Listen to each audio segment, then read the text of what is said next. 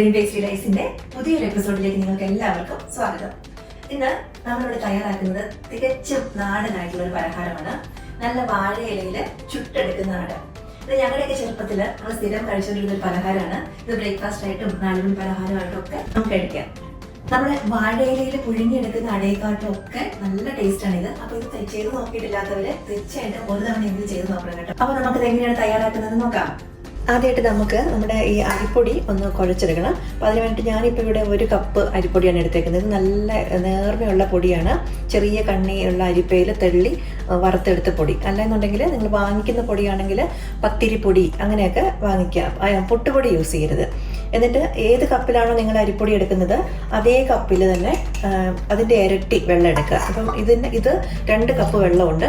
ഈ വെള്ളം ഞാൻ തിളപ്പിക്കാനായിട്ട് വെക്കുകയാണ്. നമ്മൾ ഈ ഇടിയപ്പത്തിനും കൊഴുക്കട്ടയ്ക്കും ഈ അപ്പത്തിനും ഒക്കെ വേണ്ടിയിട്ട് കുഴയ്ക്കുമ്പം അടയ്ക്കൊക്കെ വേണ്ടി കുഴയ്ക്കുമ്പം നല്ല തിളച്ചുകൊണ്ടിരിക്കുന്ന വെള്ളം ഒഴിച്ചിട്ട് വേണം കുഴച്ചെടുക്കാനായിട്ട്. അപ്പോൾ ഇത് ഞാൻ തിളപ്പിക്കാനായിട്ട് വെക്കുകയാണ്. ഇനി ആ സമയം കൊണ്ട് നമുക്ക് ഈ വാഴയില ഒന്ന് റെഡിയാക്കി എടുക്കാം. ഇപ്പോൾ ഈ വാഴയിലയെ നമ്മളൊന്ന് കീറിയെടുക്കണം. ഓരോ 2 സൈഡും ഇതുപോലെ കത്തി ഉപയോഗിച്ച് കീറിയെടുക്കുക.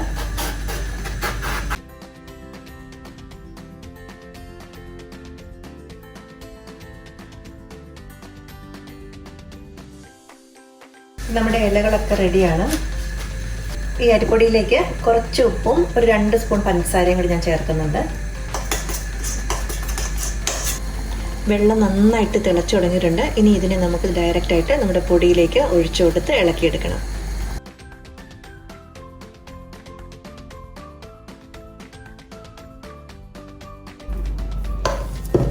ആദ്യം ഞാൻ ഈ തിളച്ച വെള്ളം ഒഴിച്ച് ഇത് മിക്സ് ചെയ്യുമ്പോൾ സ്പൂൺ ഉപയോഗിച്ചാണ് ഇത് മിക്സ് ചെയ്യുന്നത്. അപ്പോൾ ഇതുപോലെ സോഫ്റ്റ് ആയിരിക്കും ആദ്യം. പക്ഷെ നമ്മളിത് കുറച്ച് നേരം കഴിഞ്ഞ് കഴിയുമ്പോൾ കുറച്ചുകൂടെ അത് തിക്കായിട്ട് വരും. എന്തായാലും ഇടിയപ്പവും കൊഴുക്കട്ടയൊക്കെ ഉണ്ടാക്കുന്ന ആ മാവിനെക്കാട്ടിലും കുറച്ചുകൂടെ ലൂസായിട്ടുള്ള മാവാണ് ഈ അട ഇങ്ങനെ ഉണ്ടാക്കാനായിട്ട് നല്ലത്. അപ്പോൾ ഇത് ഇപ്പം ഇത്രയും സോഫ്റ്റ് ആണെങ്കിലും കുറച്ച് കഴിയുമ്പോൾ അത് തിക്കായി വരും. ഇത് ഏകദേശം 1 തേങ്ങയോളം ഉണ്ട്. അതിൻ്റെ കൂടെ ഞാൻ എടുത്തേക്കുന്നത് ഇത് ശർക്കര പാനിയാണ്, അല്ലെങ്കിൽ വെല്ലപ്പാനി. ഈ വെല്ലവും ശർക്കരയൊക്കെ നമ്മൾ വാങ്ങിക്കുമ്പോൾ അത് ഡയറക്റ്റ് ഇങ്ങനെ ചീകി അതിനകത്തോട്ട് തേങ്ങയിലേക്ക് ഇട്ടാൽ അതിനകത്തുള്ള കുറച്ച് കല്ലോ കട്ടയോ ഒക്കെ ഉണ്ടെങ്കിൽ അതെല്ലാം ഇതിനകത്തോട്ട് പോകും. അപ്പോൾ അതുകൊണ്ട് നമ്മൾ കുറച്ച് വെള്ളം ഒഴിച്ച് ഉരുക്കി അരിച്ചെടുത്താൽ ആ ഇമ്പ്യൂരിറ്റീസ് എല്ലാം പോയി നല്ലൊരു ക്ലിയർ ആയിട്ടുള്ള വെല്ലപ്പാനി നമുക്ക് കിട്ടും. ഏകദേശം ഒരു 1/2 കപ്പോളം ഉണ്ട്. ഇതൊക്കെ നമ്മളുടെ ടേസ്റ്റ് അനുസരിച്ച് നമുക്ക് ആഡ് ചെയ്ത് കൊടുക്കാവുന്നേ ഉള്ളൂ. പിന്നെ ഞാൻ കുറച്ച് കാഷ്നട്ട് ഇങ്ങനെ ചോപ്പ് ചെയ്തെടുത്തിട്ടുണ്ട്. ഇത് ഓപ്ഷണലാണ്. ഒരു സ്പൂണോളം ജീരകവും ഒരു 3-4 ഏലക്കായും കൂടെ പൊടിച്ചതാണിത്. ഇനി ഇതിനെല്ലാം നമുക്ക് നന്നായിട്ടൊന്ന് വഴറ്റിയെടുക്കാം. ഈ പാൻ നല്ല ചൂടായി ഞാൻ കുറച്ച് ബട്ടർ ഇട്ട് കൊടുക്കുന്നു. വെല്ലപ്പാനി, തേങ്ങ ഇട്ട് കൊടുക്കാം.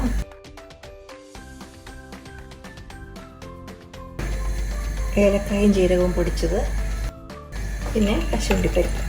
ഒരു 5 മിനിറ്റോളം ഇങ്ങനെ ഇളക്കി കൊടുക്കുക. അപ്പോഴത്തേക്ക് നല്ലതായിട്ട് ഈ തേങ്ങായി പീരയിലേക്ക് ഈ ഏലക്കായുടെയും ജീരകത്തിൻ്റെയൊക്കെ ടേസ്റ്റ് നന്നായിട്ട് പിടിച്ച് മധുരമൊക്കെ പിടിച്ച് നന്നായിട്ട് വരും. നമ്മുടെ ഫില്ലിങ് നന്നായിട്ട് റെഡിയായി കഴിഞ്ഞു.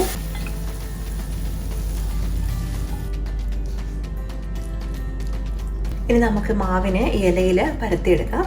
ഞാനിവിടെ കുറച്ച് വെള്ളം എടുത്ത് വെച്ചിട്ടുണ്ട്. ഈ വെള്ളത്തിൽ ഇങ്ങനെ കൈ ഡിപ്പ് ചെയ്തിട്ട് ഇതിങ്ങനെ പരത്തി കൊടുക്കുക. കൈ കൊണ്ട് തന്നെ പരത്തുന്ന നല്ലത്. സ്റ്റിക്കി ആകുമ്പോൾ കുറച്ച് വെള്ളം തൊട്ടാൽ മതി. എന്നിട്ട് എത്രയും കനം കുറച്ച് പരത്താമോ അതുപോലെ പരത്തിയെടുക്കുക.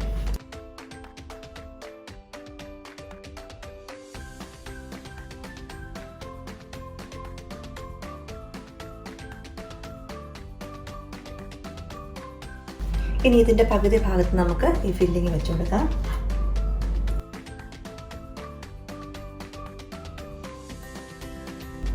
ഇനി ഇതിനെ ഇതുപോലെ ഇങ്ങനെ മടക്കി കൊടുക്കുക.